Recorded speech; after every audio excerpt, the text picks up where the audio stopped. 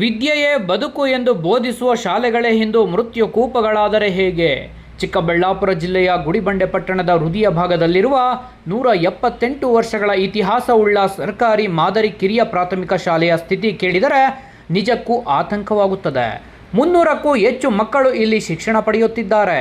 ಆದರೆ ಆ ಕಟ್ಟಡದ ಸ್ಥಿತಿ ಮಾತ್ರ ಹೇಳತೀರದಾಗಿದೆ. ಶಾಲೆಯ ಮೇಲ್ಚಾವಣಿಯಲ್ಲಿ ಗಿಡಗಂಟೆಗಳು ಮೊಳಕೆಯೊಡೆದಿವೆ.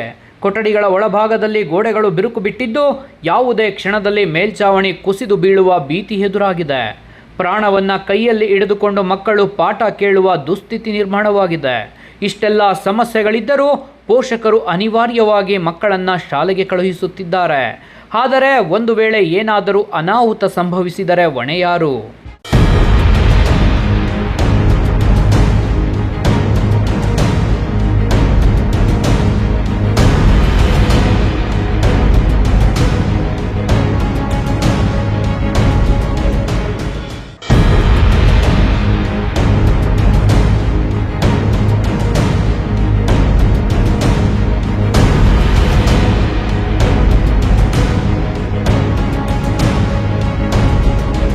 ಆತ್ಮೀಯ ಮಾಧ್ಯಮ ಮಿತ್ರರಿಗೆ ನಮಸ್ಕಾರಗಳು. ನನ್ನ ಹೆಸರು ಶ್ರೀನಿವಾಸ್ ಅಂತ.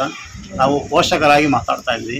ಏನು ಗುಡಿಬಂಡೆ ಪಟ್ಟಣದಲ್ಲಿ PMC ಸರ್ಕಾರಿ ಮಾದರಿ ಪ್ರಾಥಮಿಕ ಹಿರಿಯ ಪ್ರಾಥಮಿಕ ಶಾಲೆ ಇದೆ. ಇಲ್ಲಿ LKG ಆಗಿರ್ಬೋದು, LKG UKG ಇಂದ 8ನೇ ತರಗತಿ ತನಕ ಇಲ್ಲಿ ವ್ಯಾಸಂಗ ಮಾಡೋಕ್ಕೆ ಸರ್ಕಾರವು ಅನುವು ಮಾಡಿಕೊಟ್ಟಿದೆ.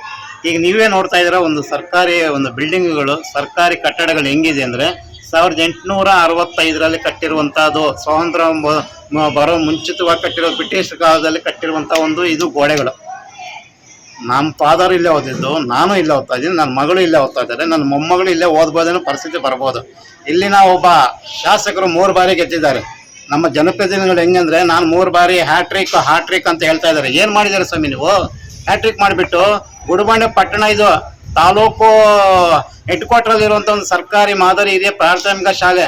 ನೀವು ಭಾಷಣಗಳು ಬೀಗ್ತಾ ಇದ್ದೀರಾ ಏನಂತ, ನಾನು ಆರೋಗ್ಯಕ್ಕೆ ಹೆಚ್ಚಿನ ಆದ್ಯತೆ ಕೊಡ್ತೀನಿ, ಶಿಕ್ಷಣಕ್ಕೆ ಹೆಚ್ಚಿನ ಆದ್ಯತೆ ಕೊಡ್ತೀನಿ ಅಂತ. ಎಲ್ಲಿ ಕೊಡ್ತಾ ಇದ್ದೀರಾ ನೀವು? ನಿಮ್ಮ ಸ್ಥಾನಮಾನಗಳನ್ನು ಉಳಿಸ್ಕೊಳ್ಳೋಕೆ ನೀವು ಯಾವುದೇ ರೀತಿ ಕೆಲಸಗಳು ಮಾಡ್ತಾ ಇಲ್ಲ.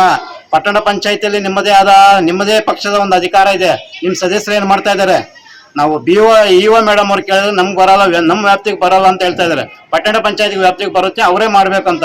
ಬಂದಿರುವಂತ ಹಣಕಾಸು ಏನ್ ಮಾಡ್ತಾ ಇದ್ದಾರೆ ನಿಮ್ಮ ಸದಸ್ಯರು, ನಿಮ್ಮ ಕಮಿಟಿ, ನಿಮ್ಮ ಪಕ್ಷದ ಎಲ್ಲ ಸದಸ್ಯರು ಏನ್ ಮಾಡ್ತಾ ಇದ್ದೀರಾ?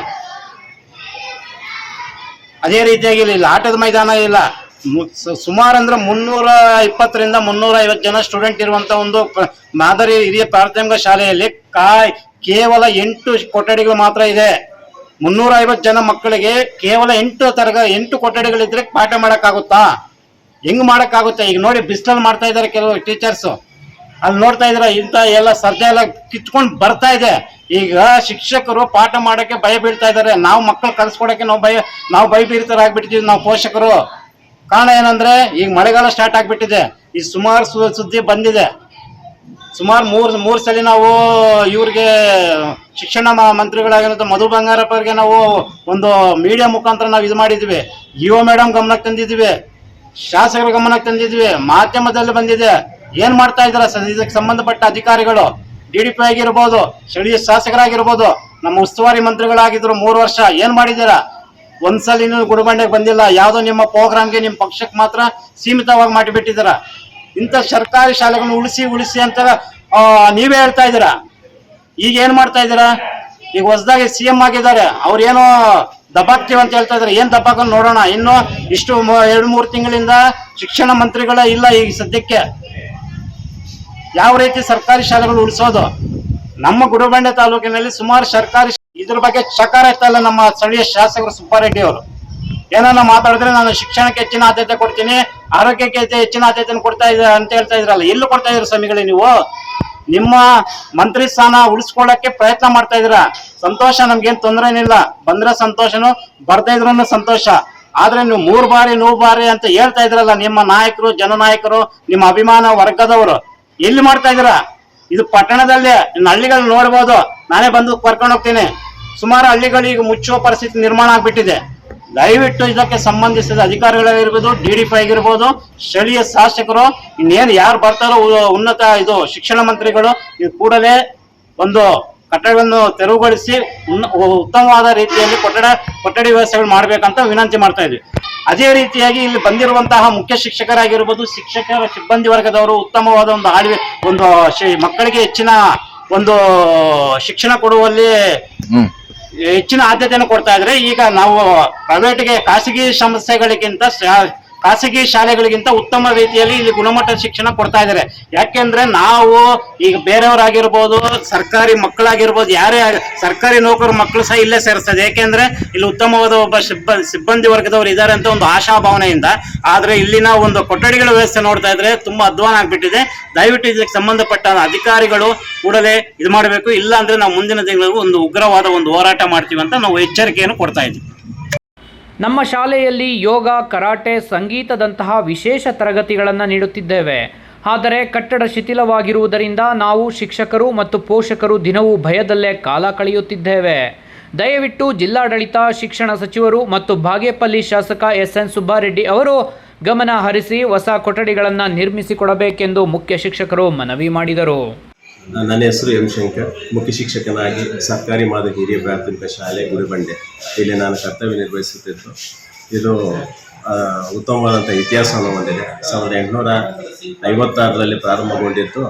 ಇದರಲ್ಲಿ ಅನೇಕ ವಿದ್ಯಾರ್ಥಿಗಳು ಮಕ್ಕಳು ಇಲ್ಲಿ ವ್ಯಾಸಂಗ ಮಾಡಿದ್ದು, ಅನೇಕ ಕ್ಷೇತ್ರದಲ್ಲೂ ಕೂಡ ಕೆಲಸವನ್ನು ಮಾಡ್ತಾ ಇದ್ದಾರೆ. ಈಗ ಪ್ರಸ್ತುತ 170 ವರ್ಷಗಳಾಗಿದ್ದು, ಇಲ್ಲಿ ಈಗ LKGಯಿಂದ ಹಿಡಿದು 8ನೇ ತರಗತಿವರೆಗೆ 310 ವಿದ್ಯಾರ್ಥಿಗಳು ವ್ಯಾಸಂಗ ಮಾಡುತ್ತಿದ್ದು, ಅತ್ಯುತ್ತಮವಾದಂತಹ ಗುಣಾತ್ಮಕ ಶಿಕ್ಷಣವನ್ನು ಪಡೀತಾ ಇದ್ದಾರೆ. ನಂತರ 4 ಕೊಠಡಿಗಳು ಸುಸ್ಥಿತಿಯಲ್ಲಿದ್ದು, 14 ಕೊಠಡಿಗಳು ದುರಸ್ತಿಯಲ್ಲಿವೆ. ಭಯದ ವಾತಾವರಣದಿಂದ ಕೂಡಿದೆ. ನಂತರ ನೆರೆಹೊರೆಯ ಮಕ್ಕಳು ಕೂಡ ಇಲ್ಲಿ ಆಗಮಿಸುತ್ತಿದ್ದು, ಅತಿ ಹೆಚ್ಚು ಮಕ್ಕಳನ್ನು ಹೊಂದಿರುವಂಥ ಏಕೈಕ ಶಾಲೆ ಗುಡಿಬಂಡೆಯಲ್ಲಿ ತಾಲೂಕಿನಲ್ಲಿ ಶಾಲೆಯಾಗಿದೆ. ಪ್ರಾಥಮಿಕ ಶಾಲೆಗೆ ಯಾಕೆ ಮನೆ ಹೊಲ್ದು ಪೋಷಕರು ಮತ್ತು ಪೋಷಕರು ಯಾಕೆ ಮನೆ ಹೊಲ್ದು ಇಲ್ಲೇ ಬರ್ತದೆ, ಸರ್ಕಾರಿ ಶಾಲೆಗೆ ಬರ್ತಾ ಇದ್ದಾರೆ? ಏನು ಇದ್ರೇನೊಂದು ವಿಶೇಷವಾಗಿದೆಯಾ ಅಂತ? ಸರ್, ಇಲ್ಲಿ ಅತ್ಯುತ್ತಮ ಅಂತ ನುರಿತ ಶಿಕ್ಷಕರು ಇದ್ದು, ಪ್ರತಿಯೊಂದಕ್ಕೂ ಕೂಡ ಪಾರ್ಟ್ BL ಆಗಿರುವಂಥ ಕರಾಟೆ ಆಗಿರ್ಬೋದು, ಚಿತ್ರಕಲೆ ಆಗಿರ್ಬೋದು, ನಂತರ ಯೋಗಾಸನಗಳಾಗಿರ್ಬೋದು, ಪ್ರತಿಯೊಂದು ಕೂಡ B ಪಾರ್ಟನ್ನು ಮಾಡುವಂಥ ಒಂದು ನಿಟ್ಟಿನಲ್ಲಿ ಅನೇಕ ಮಕ್ಕಳು ಬಹಳ ಉತ್ಸಾಹದಿಂದ, ಸಡಗರದಿಂದ, ಮತ್ತು ಪೋಷಕರು ಸಹ ನಮ್ಮ ಮಗು ಗುಣಾತ್ಮಕ ಶಿಕ್ಷಣ ಪಡ್ಕೊಳ್ಳುತ್ತೆ ಎಂಬ ನಿಟ್ಟಿನಲ್ಲಿ ಈ ಶಾಲೆಗೆ ಆಗಮಿಸ್ತಾ ಇದ್ದಾರೆ. ಈಗ ಪ್ರೈವೇಟ್ ಶಾಲೆಗೆ ಕೂಡ ವಿಭಿನ್ನವಾಗಿರುವಂಥ ಶಿಕ್ಷಣವನ್ನು ಇಲ್ಲಿ ಪಡ್ಕೊತಾ ಇದ್ದಾರೆ. ಸರ್, ಮತ್ತೊಂದು ಪೋಷಕರ ಆರೋಪಗಳೇನೆಂದರೆ, ಈಗಾಗಲೇ ಶಿಥಿಲ ವ್ಯವಸ್ಥೆ ಇರುವ ಶಾಲೆ ಪಾಠ ಪ್ರವಚನ ಮಾಡೋದಕ್ಕೆ ಶಿಥಿಲ ವ್ಯವಸ್ಥೆ ಕೊಠಡಿಗಳಿದೆ ಅಂತ ಹೇಳ್ಬಿಟ್ಟು ಗೊತ್ತಾಯ್ತು.